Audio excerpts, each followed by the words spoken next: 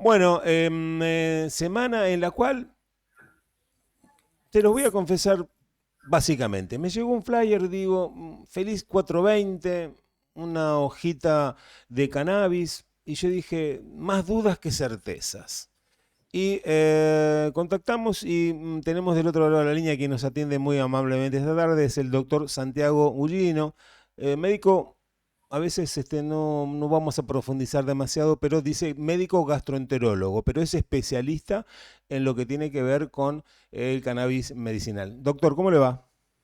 Bien, muy bien, Roque. Gracias por la invitación. No, por favor, un verdadero placer tenerlo acá en el aire, aquí en La Chalet. Bueno, doctor, ¿nos puede develar un poco la duda de ese 420 que aparece en un flyer y que hay manera de poder sacarlo? Porque ni googleando podemos encontrar ese feliz 420, Plaza Pueyrredón, 15 horas. Eso, exactamente, Roque. Bueno, ese feliz 420 y en realidad esto que se hablaba de ahora de la semana del cannabis, tiene que ver un poco con la cultura canábica, ¿no? Que justamente la planta de cannabis es una planta que es recontra amplia, que recorre un montón de aristas, desde lo medicinal hasta el uso adulto, de un montón de generaciones también que hacen diferentes usos de la planta, desde la comunicación, desde el trabajo, etcétera, etcétera. Y ese número, el 420, es un número muy como en código, por así decirlo, y sin explayarme mucho más, que tiene la cultura canábica para referirse a la temática. Y también justamente se festeja el día 20 del 4, el 20 de abril. Entonces es un día que dentro de la cultura y dentro también del activismo y de la militancia que genera esta planta, nos reunimos con gentes interesadas, militantes, para empezar a darle forma a lo que es la Marcha Mundial de la Marihuana, que es una actividad que se hace a nivel mundial y que en nuestro país también se replica en un montón de ciudades, y por suerte en Santa Fe tenemos la posibilidad de hacerlo ya hace muchos años. Entonces, a raíz de eso, como la marcha siempre es el primer sábado de mayo, es que en ese tiempo, digamos, generalmente es un poco más de una semana, pero a esa semana o esos 10 15 días se lo llama un poco la semana del cannabis, donde generalmente también se hacen algún otro tipo de actividades, pero se trata de concentrar sobre todo la energía en esta marcha, esta actividad que vamos a estar haciendo el 2 de mayo en la Plaza Purredón a partir de las 3 de la tarde. Doctor, planta tan apreciada y con tantos beneficios en la salud ha sido largamente perseguida, ha sido largamente denostada, ha sido largamente tenida una mala fama, ¿no? Como quien diría.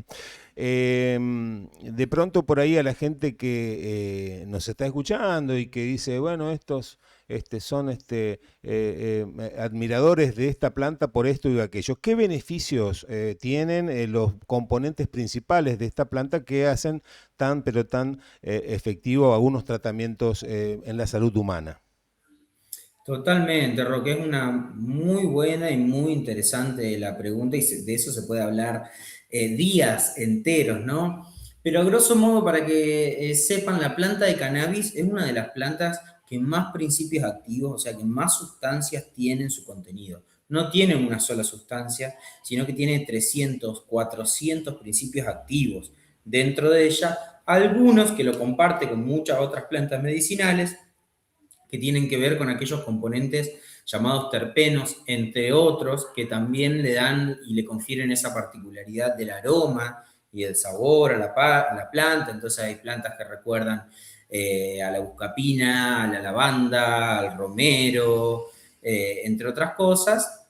Pero aparte, lo más llamativo que tienen estas plantas es que tienen unos componentes que están prácticamente solo en la planta de cannabis, que son unos componentes llamados cannabinoides.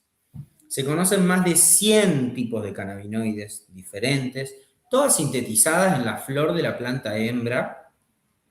Y de estos 100 cannabinoides, que son muy complejos, hay dos que son los mayores, los más importantes, que son por un lado el CBD, que es un componente que tiene un uso básicamente exclusivamente de tipo medicinal, que ya les voy a ampliar un poquito más. Y por otro lado está el THC, tetrahidrocannabinol, que ese componente se utiliza tanto de uso medicinal como de uso adulto, responsable, uso recreativo, uso lúdico, como se lo quiera llamar. Y al mismo tiempo no es que hay una sola planta de cannabis, sino que la diversidad de todos estos componentes es realmente infinita, porque estas plantas de la mano de la humanidad, que sale de Asia, hace cientos de años, recorre el mundo, se establece en diferentes lugares del mundo a raíz de que se la utilizaba con fines nutricionales, con fines industriales, para hacer soga, para hacer textiles, para hacer velas, entre muchas otras cosas, que era muy común hace mucho tiempo. Se establecieron en diferentes lugares del mundo y fueron originando diferentes variedades madres o salvajes o landrace que se llaman, y después, más en la modernidad todavía, es que el humano empieza a criar y a tomar esas plantas con diferentes fines, y entonces la paleta de aromas, sabores y defectos que hay a través de esto es realmente infinita. Y todos estos componentes actúan a través de un sistema que está en nuestro cuerpo, que se llama sistema endocannabinoide, que se le puso ese nombre porque se descubrió a raíz de que se empezaron a probar los componentes de la planta y vieron que impactaban en receptores concretos. Eso comenzó recién en la década del 70, finales del 60, en Israel con el profesor Mechulam, y a raíz de eso se empezó a descubrir que ese sistema endocannabinoide controla una enormidad de procesos fisiológicos, de procesos normales en nuestro cuerpo, como es el sueño, como es el dolor, como es la liberación de neurotransmisores en el sistema nervioso central, en el sistema nervioso entérico, un montón de procesos digestivos, ciclo sueño-vigilia, y la lista realmente es enorme porque está presente en absolutamente todos los tejidos y todos los órganos de nuestro cuerpo. Entonces, hoy, sin entrar en detalle, porque es un tema muy largo, como verán, se utiliza para algunas patologías las cuales ya hay una evidencia rotunda de que tiene aplicación medicinal, pero está en investigación y hay una carrera internacional realmente grande para la aplicación tanto de cannabinoides de la planta como de fármacos desarrollados a raíz de la morfología de estos cannabinoides, que encima, aparte de sintetizarse en el propio cuerpo, en la planta, se sintetizan en el propio cuerpo. O sea, nuestro cuerpo genera unas sustancias prácticamente iguales a las de la planta que funcionan en los mismos receptores. Entonces, por eso que la aplicación realmente no sabemos el alcance que puede llegar a tener más allá de la gran utilidad que tenemos hoy en día. Claro. Doctor, este bagaje de conocimientos al respecto de la cantidad de activos químicos que tiene la planta, ¿se están utilizando en tratamientos ya instalados en el tiempo? Es decir, ¿ya se está haciendo algo sistemático su utilización? Sí, sin duda, sin duda. Hay algunas patologías, por ejemplo, lo que son las patologías neurológicas, como aquellas de la epilepsia refractaria, como Sí. aquellas de la esclerosis múltiple con rigidez, que ya, como les decía, tienen una indicación precisa y concreta. La anorexia por HIV, eh, así como también algunas otras, como el dolor crónico, por Ujú. ejemplo, que es altamente eficaz para el tratamiento del dolor crónico y se puede sumar a otra batería de fármacos de todos los tipos de patologías, más allá de que puede haber alguna que otra interacción que no suelen ser complicadas, pero la idea justamente es sumarla a un arsenal terapéutico habitual que podemos llegar a tener los profesionales de la salud, y no es que la persona usa o cannabis o su tratamiento habitual, sino que por nombrar alguna de las patologías que les dije, tiene una aplicación que realmente se está usando y por suerte en nuestro país hoy es legal y hay varias vías de acceso a estos, ¿no? Claro, porque está contemplado, creo, ¿no? Legalmente el hecho de, yo digo, la lucha de colectivos como Mama Cultiva, por ejemplo, que han instalado el hecho de poder cultivar y realizar el propio aceite de cannabis, ¿no? Para el tratamiento de sus hijos. ¿Es muy complejo, muy difícil realizar aceite de cannabis? Bueno, esa Ujú. pregunta aplica ya en varias situaciones, como todo, Sí. digamos, hacer un aceite a partir de un fito preparado casero, no es complejo, se puede hacer un Ajá. macerado muy, muy simple, pero ahora llevar ese aceite, estandarizarlo, que salga Claro, siempre de la misma planta, que tenga la misma concentración, que hoy tenemos la posibilidad de hacer análisis cromatográficos y ver el control de calidad de eso, como venimos trabajando con la universidad ya hace varios años. Entre muchas otras cosas, eso sí requiere de tiempo, requiere de claro. trabajo, requiere de un conocimiento más profundo y es el servicio que brindamos las ONGs, las organizaciones, las asociaciones de cannabis medicinal que trabajamos en el territorio, como Conectar, que es una de las asociaciones de las cuales participo y dirijo, que ya hace más de 4 años que tenemos nuestro espacio abierto a la comunidad. Usted me sacará de este apuro porque no recuerdo el apellido de un doctor, creo que era de Córdoba, que fue el iniciador de todo esto, ¿no? Fue vendría a ser como el padre del cannabis medicinal en la Argentina. No recuerdo su apellido, pero no sé si usted Yo lo creo recuerda. que te debes estar refiriendo al el profe Laje. Exactamente, exactamente, Sí, exactamente. la verdad que él fue uno de los pioneros, digamos, de las primeras personas que acercó esta medicina a la comunidad en su momento. También fue muy perseguido, Sí, tuvo causas totalmente. judiciales, entre otras cosas. Qué sé yo, a mí por ahí no me gusta ver como que hubo una persona, un Claro, padre de esto. claro, claro. Creo que es una comunidad muy grande que se fue gestando entre cultivadores que hacían su trabajo en la clandestinidad, entre madres que querían tratamientos diferentes para sus hijos y veían que realmente tenían un efecto positivo, y entre personas que están interesados también en la medicina a través de las plantas. Entonces, a través de la conexión entre todo ese ecosistema, es que también se fue construyendo una comunidad a lo largo y lo ancho del país y del mundo.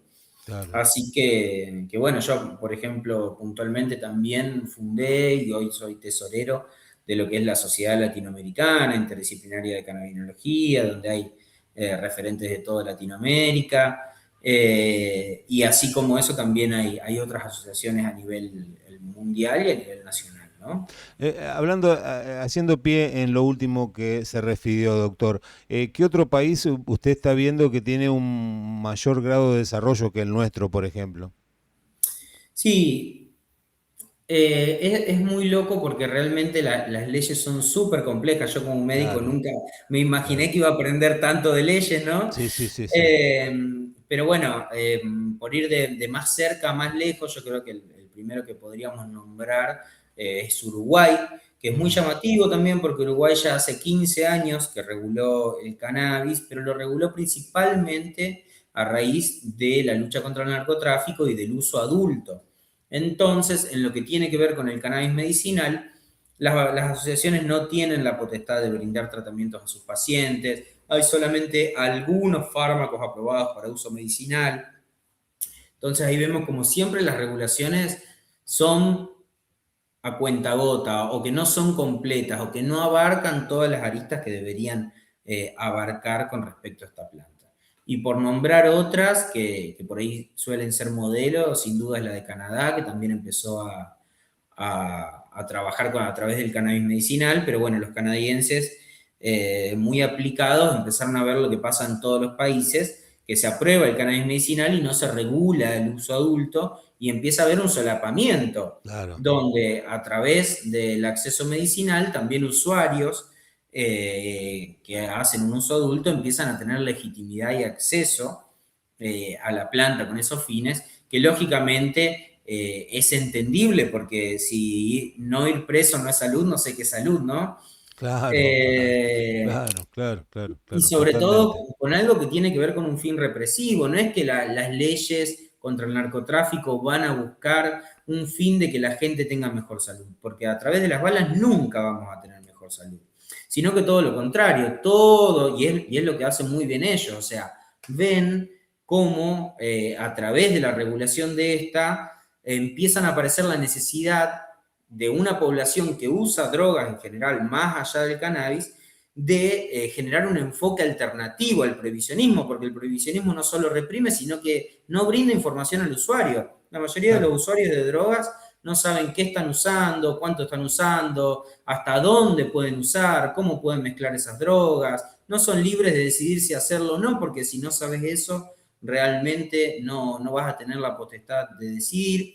Entonces, bueno, también cuando uno empieza a tener también ese acceso, esa educación, puede decidir utilizar algún tipo de sustancias y lógicamente, como todo, como decíamos, puede tener un montón de beneficios en un montón de patologías y en un montón también de cuestiones vinculadas al estrés. Hay algo real hoy que el sistema endocannabinoide, y esto no lo digo yo, digamos, es ujú, algo que está recontraprobado, es el mayor sistema que regula el estrés claro, y claro. que es la mayor epidemia que tenemos en el mundo. Es realmente un potencial infinito y que hoy la sociedad realmente lo está demandando y también por eso el cannabis está generando tanto uso a nivel intergeneracional, en tantas cantidades, cada vez más frecuente es. Pero bueno, como puede tener un montón de bondades, también lógicamente tiene efectos adversos, puede generar muchos daños si no es usado de manera correcta. Entonces, como paradigma alternativo al prohibicionismo, empieza a aparecer y a tomar cada vez más fuerza lo que tiene que ver con el paradigma de reducción de daños, que Claro. es sincerarse como sociedad, como autoridades sanitarias, como gobiernos, como el Estado, y decir, bueno, nuestra población usa drogas, yo lo que voy a generar es que, viendo que la población usa drogas, tratar de que sea con el menor daño posible. Y si hay algún daño, como la persona que se quiere tomar una cerveza, un vino o fumar un pucho, que la persona por lo menos sea consciente del Claro, daño que se exacto. puede estar ocasionando a sí mismo, así como a terceros. Claro, sí, no, en eso comparto totalmente lo que usted está diciendo, porque por un lado la hipocresía de una sociedad en la cual pone el pie en esta planta, pero no en los cigarrillos de nicotina que tienen más de 1000 y pico de tóxicos o las muertes que provienen del hecho de intoxicaciones masivas con alcohol, por ejemplo, y son de venta libre, ¿no? Exactamente, y ni hablar que también hay poblaciones muy vulnerables como los adolescentes o los adultos jóvenes que empiezan a consumir de temprana edad.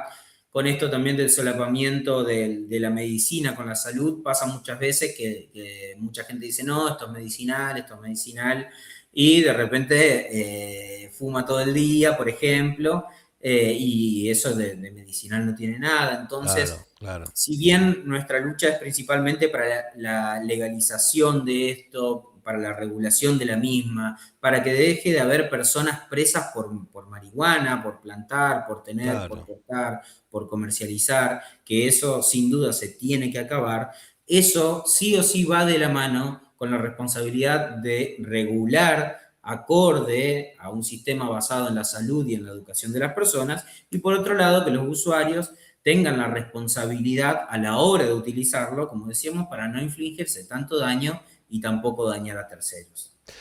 Finalizando y agradeciendo el contacto con la emisora, doctor.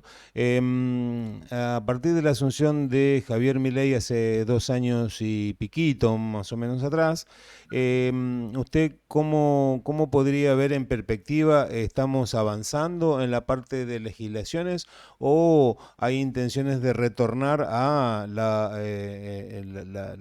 zona más gris y más oscura, que es la prohibición y la penalización por el hecho de tener, por ejemplo, un cigarrillo de marihuana?